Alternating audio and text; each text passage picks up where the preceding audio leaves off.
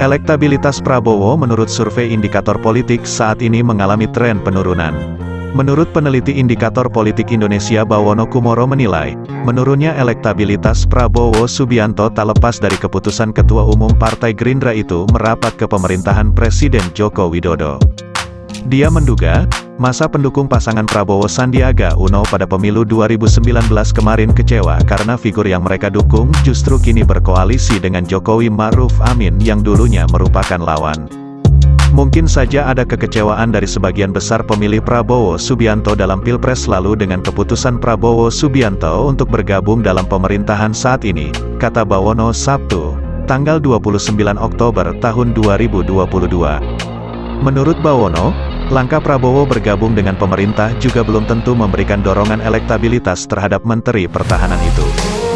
Dia menduga, publik yang merasa tidak puas dengan pemerintah kini tidak akan memilih Prabowo pada pemilu presiden, Pilpres, mendatang.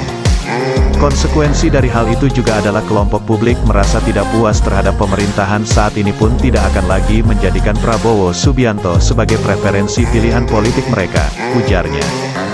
Bawono memaparkan, berdasar survei Indikator Politik Indonesia sepanjang tahun 2022, nama Prabowo selalu masuk dalam 3 besar bakal calon presiden dengan elektabilitas 2 digit, bersanding dengan Gubernur Jawa Tengah Ganjar Pranowo dan Gubernur DKI Jakarta Anies Baswedan.